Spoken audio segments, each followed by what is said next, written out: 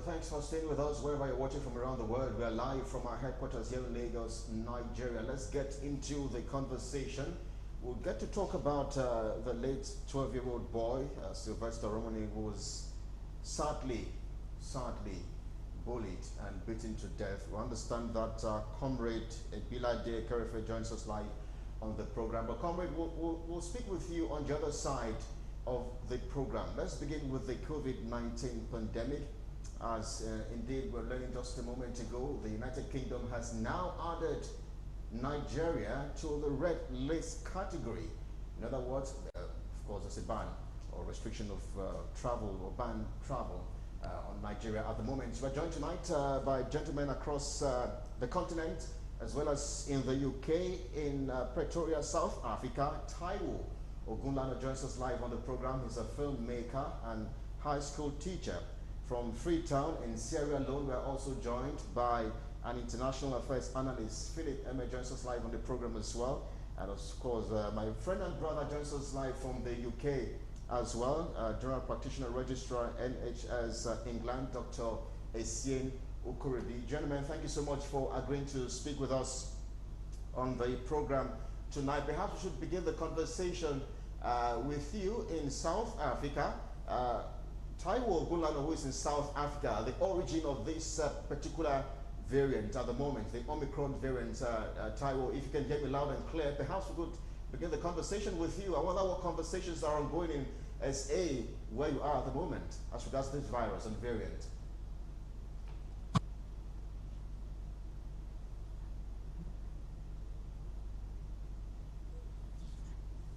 All right, I'm not sure we do have Taiwo with us. Hopefully he reconnects. Let's take the conversation to the UK, where Dr. Essien Okoredi is standing by. Doctor, thank you so much again and again for agreeing to speak with Galaxy TV. Well, perhaps you could talk us through this particular virus.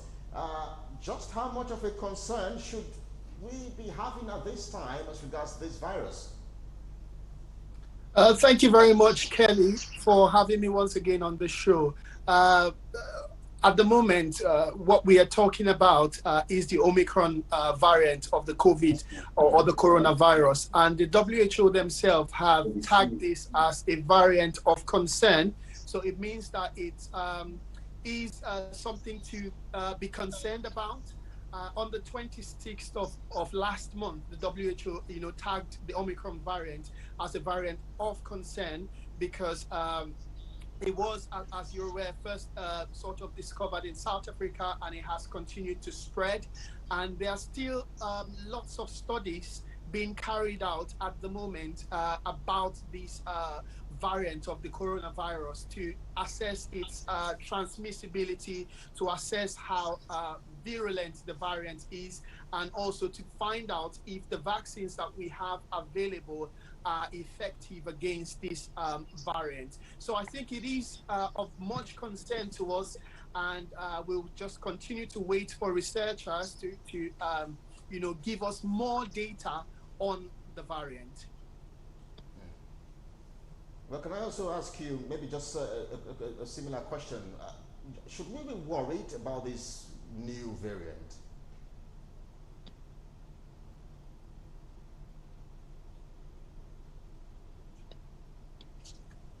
Dr. Essien, I'm still with you. I'm asking, should we be worried about this new variant? And I'm also asking, this new measures, travel restrictions and ban, how effective would that be as regards curbing the spread of the variant?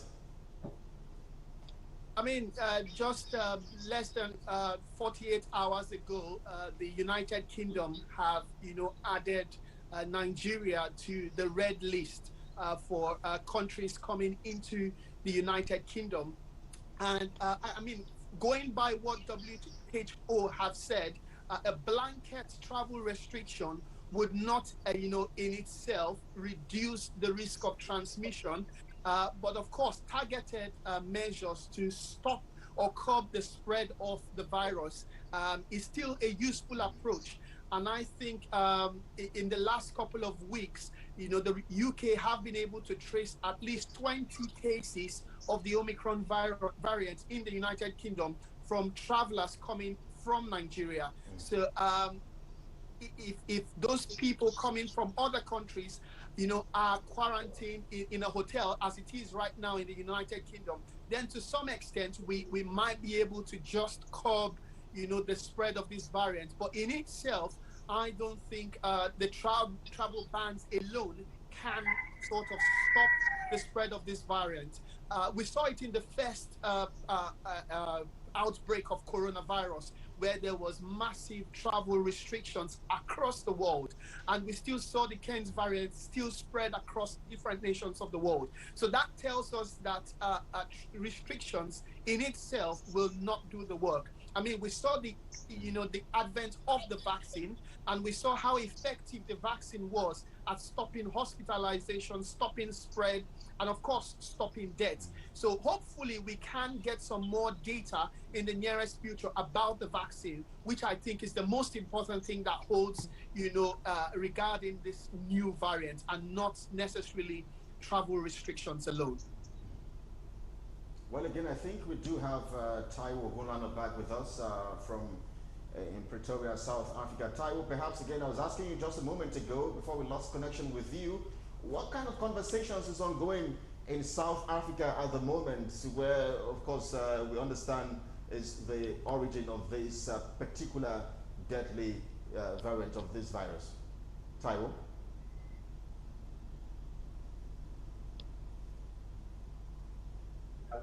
Hello, yeah. Can you repeat the question, please? Good afternoon. Hello? All right, so I was asking what kind of conversations are ongoing in South Africa at the moment as regards this particular variant. We understand South Africa is the, is the origin of this particular variant, and of course there have been travel restrictions and bans placed on many African countries at the moment, including South Africa, where you are. I wonder what kind of conversations are ongoing in SA.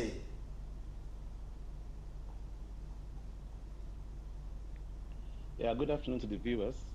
As things stand now, South Africa is officially in the fourth wave of the pandemic, but everything is just fine. We're still on the alert level one lockdown. Um, just that we can, like, the way these restrictions are, we are allowed to go out, do our normal day-to-day activities.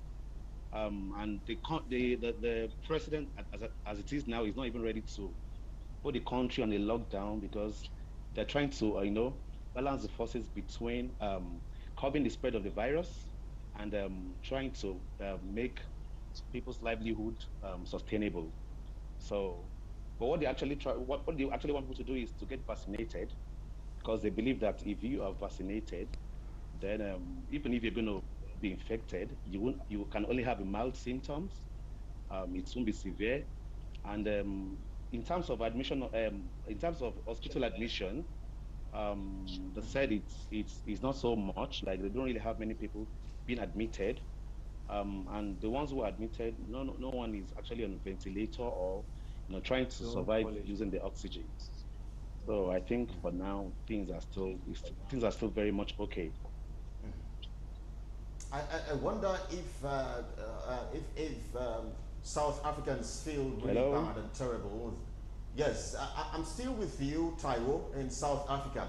I wonder if South Africans feel really bad and terrible about the fact that there have been travel restrictions placed on the country, as well as some nations around in the continent as well.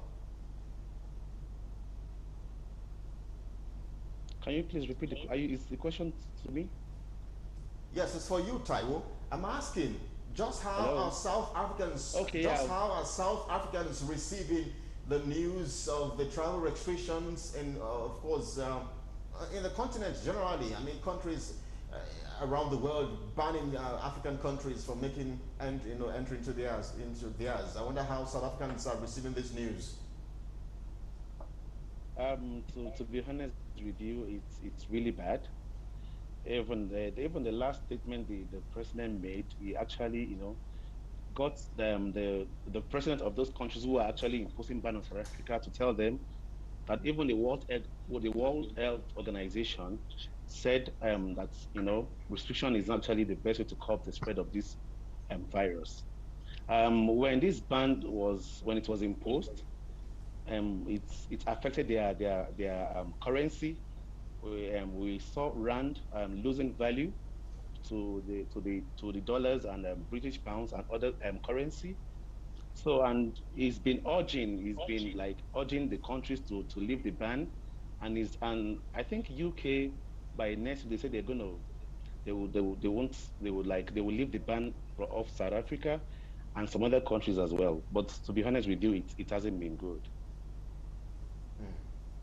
All right. Well, I'm not sure the UK is set to lift the travel restrictions on South Africa just yet. They have only just added Nigeria into the red list category. Let's bring in Philip M into the conversation, who is in Freetown in Sierra Leone. Philip, thank you so much for agreeing to speak with us, international affairs analyst.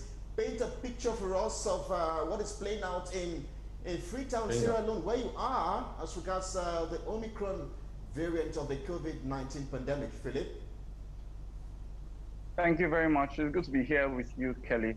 Clearly, I'll just say nothing is happening here. You can be so sure that a good number of the people here, I'm saying 65, 70% of people that live here, do not know that there's an Omicron virus. We're not aware. As a matter of fact, I was trying to check out because recently on TV, they've stopped talking about the COVID-19. And I was trying to find out what's happening. Like, don't we have any more cases? And yes, we don't have any case. We have 0 case, and we are not even thinking about the Omicron virus. This does not mean we should not think about it or work towards, shielding ourselves from it. But a lot of people have just given up on what the government is saying and what WHO is saying, and you know what? And they're saying, let's just live our lives. A lot of people here are poor, so they're trying to make a livelihood for themselves. Interestingly, I went to the stadium yesterday. We had a mega star from Nigeria come in. That's is Daniel, and we had a huge show of at least 5,000 people gathering. We were so compactly packed to ourselves that you can perceive the breath of the next person, and the sweat from the other person is falling directly on you.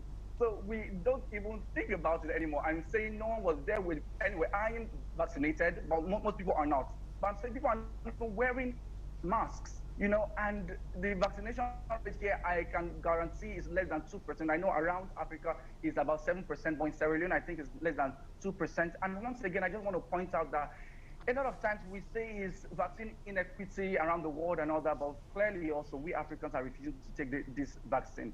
I'm saying 52,000 vaccines, Johnson & Johnson vaccines came into Sierra Leone at the beginning of September. I can guarantee you that not to 5,000 people have gotten their own shots, and it's a shame.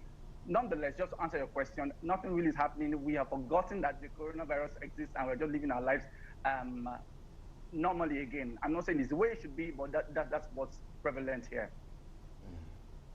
All right, Philip, we'll discuss this issue of vaccines hesitancy again in the continent, because it's a major challenge. Well, let's bring in Dr. Isienu Koribi back into the conversation.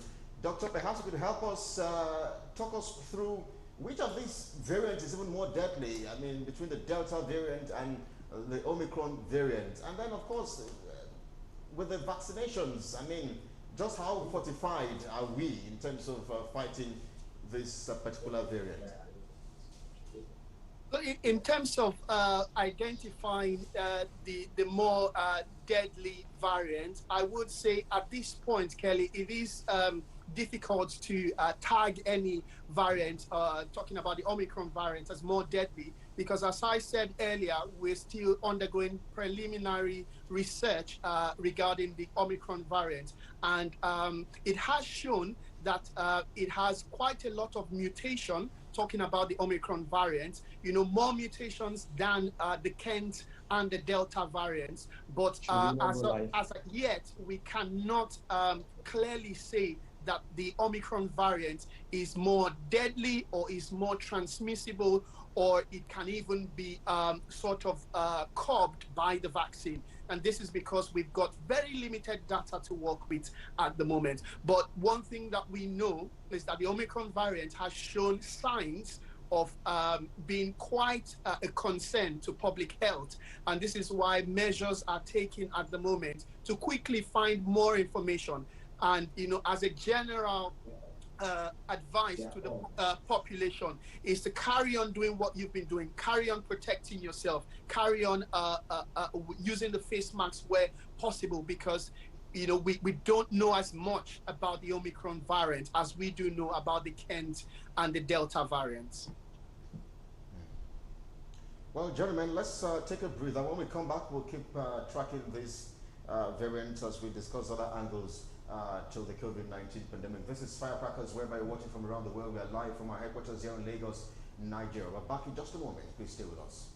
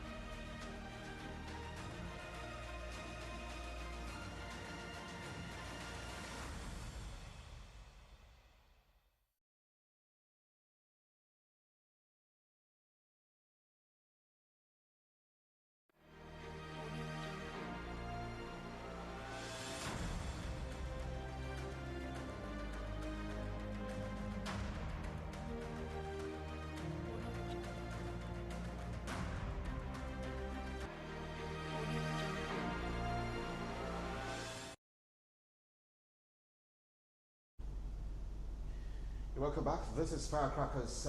We are on the Omicron variant of the COVID-19 pandemic. I'm joined tonight by three gentlemen, one in Freetown, Sierra Leone, another in Pretoria, South Africa, and the third in the UK. Well, in South Africa, Taiwo Bulano is with us. He's a filmmaker and high school teacher.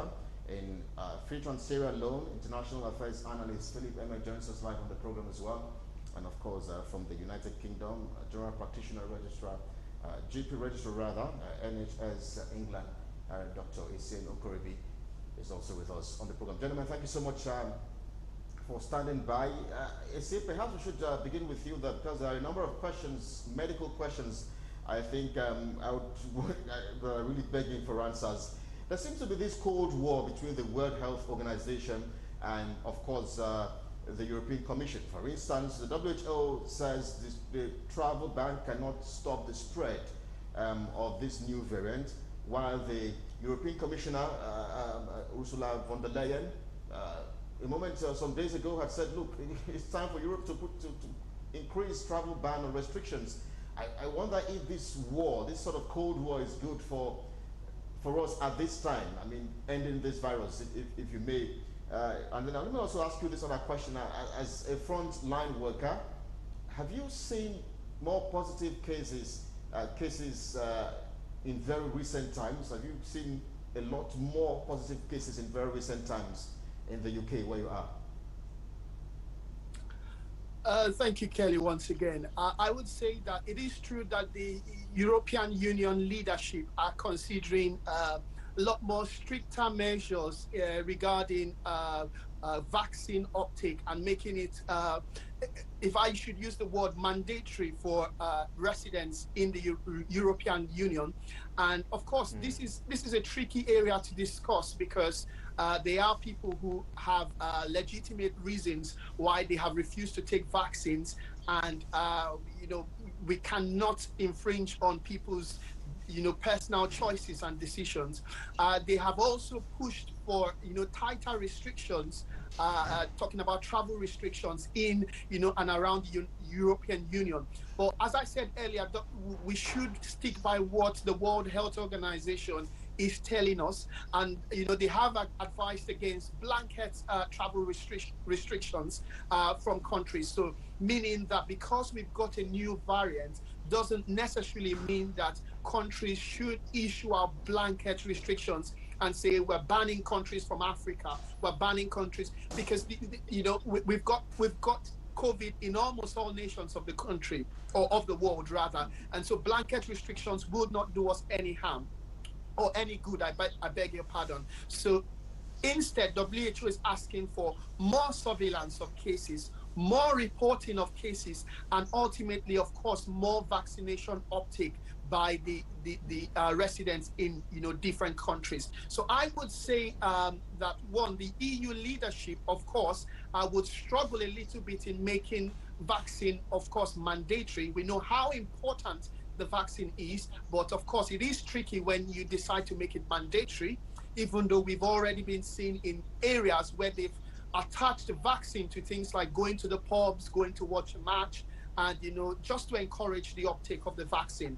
But finally, I think travel restrictions on its own, once again, cannot limit the spread of the virus. All right, perhaps we should stay with that, this issue of vaccine hesitancy. Philip, in Sierra Leone, talk to us from your perspective about this phase where we are. Should vaccines be made mandatory? For instance, here in Nigeria at the moment, the federal government has made it mandatory for all federal workers, civil servants. As a matter of fact, we understand there was a huge play out on during the past week as a result of this, where civil servants were barred access to their offices. Do you think the continent needs to use this approach a little more to ensure that more Africans are vaccinated?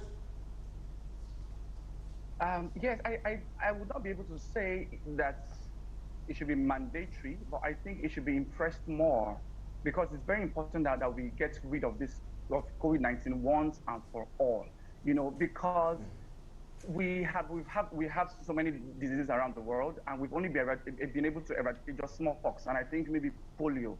We do not want COVID-19 to be one of those diseases that we're going to keep managing and treating and dealing with in the next 10, 20 years as we've been dealing with HIV.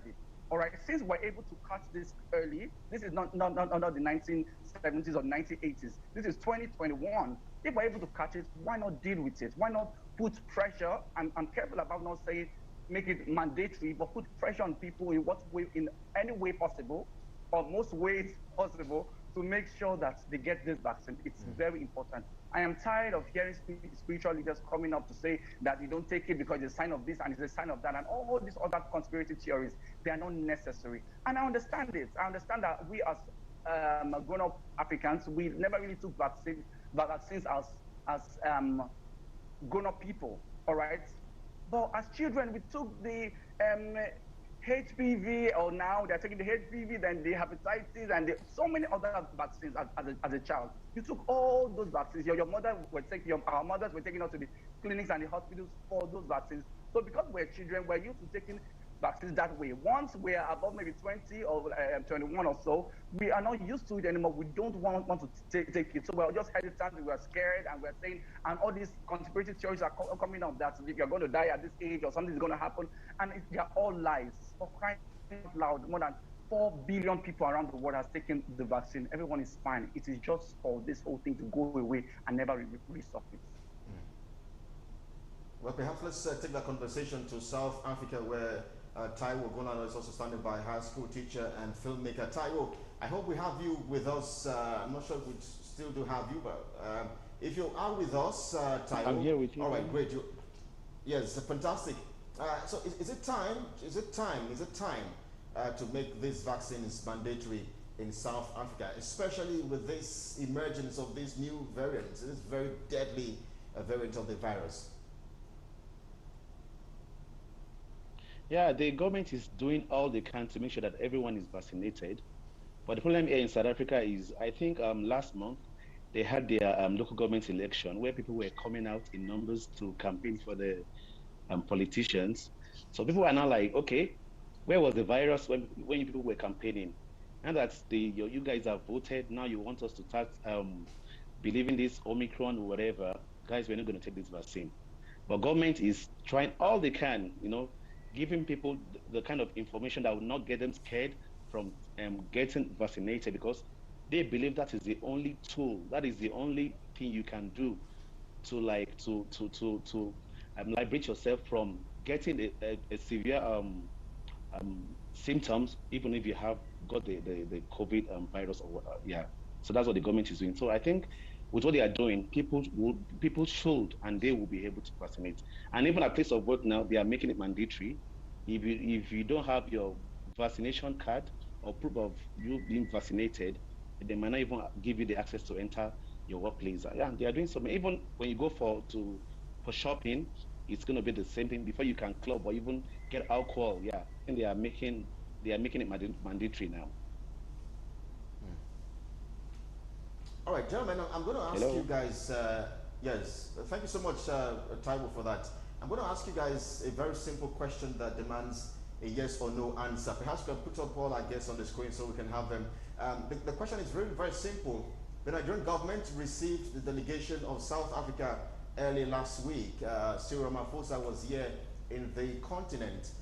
Perhaps, gentlemen, you wonder, was it a very good time to receive a delegation from South Africa? Where, of course, we all know is the origin of these variants. Let's begin with you, Taiwo, in South Africa. Just a yes or no. Should the Nigerian government have received a delegation from South Africa? Yes or no, please?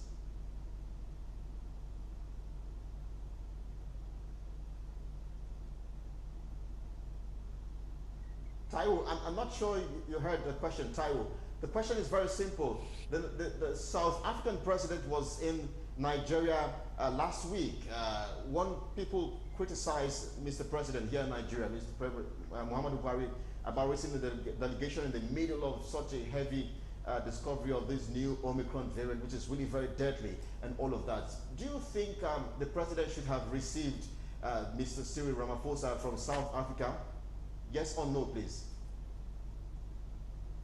Yes, he should have received him. All right. Just leave it at that. Philip in Sierra Leone, is it a yes or no answer for you? Should President Muhammadu Buhari should he have received the delegation, or should he have probably cancelled that meeting? Just a yes or no answer, Philip. Well, yes, I think he should have received him. Yes, he should. I believe, Right. quickly, let me just mention that if a delegate is coming like that, we're sure that every measure is being taken to be sure that no, we're not importing any kind of variant into the country. So yes, I think it's fine to receive the president. All right. Doctor in the United Kingdom, Dr. Esenu Korobi, what are your thoughts? Well, I think I agree with Philip.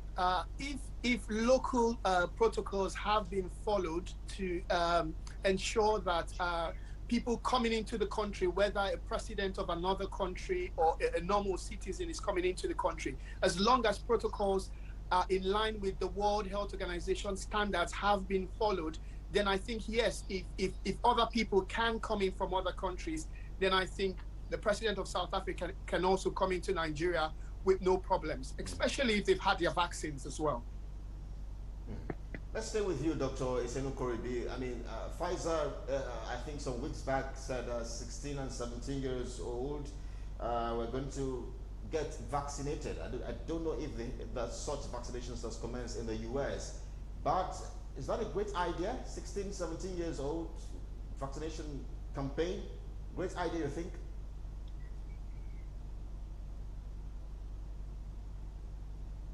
If that question is for me, Kelly, I think in the United Kingdom, we have extended vaccinations to over 12 years old, not 16 and 17. So everyone over the age of 12 can be vaccinated. And I think it's clear now that the COVID vaccine is safe, even for the younger population.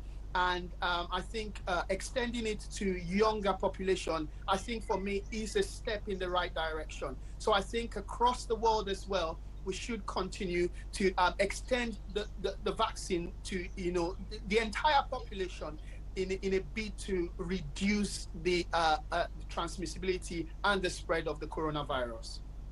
Yeah, so let me quickly add my voice to what Espen just said. And it's just simple. Right, eventually, yeah, go ahead. Go ahead, Philip. The vaccination are going to be for children, for babies.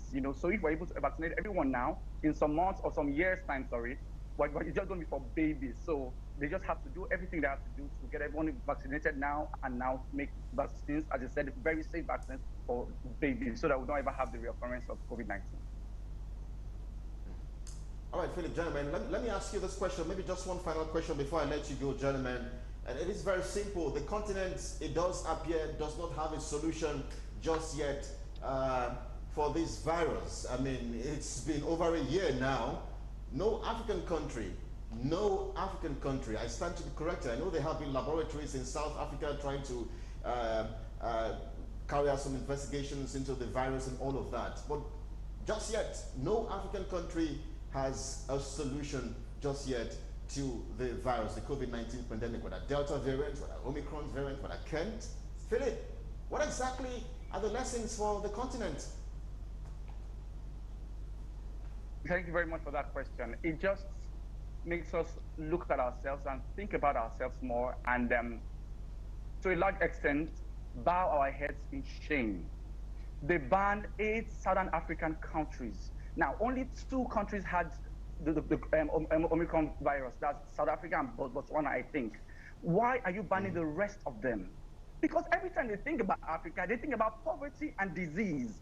All right, so if we don't change that narrative, once there is a breakout in Ghana, all of West Africa goes down. Once there's an outbreak in Uganda, all of Eastern Africa, and it's disgraceful. It's disgraceful. So I think Africans, we need to wake up. I know our leaders will be saying this over and over again. We just hope, we keep hoping and keep doing what we have to do, like voting and speaking up about the fact that our continent is in decay and some change has to come. And it cannot come by prayers, because I know we're very religious people in Africa. It can never ever come by prayers. That's never happened for any country.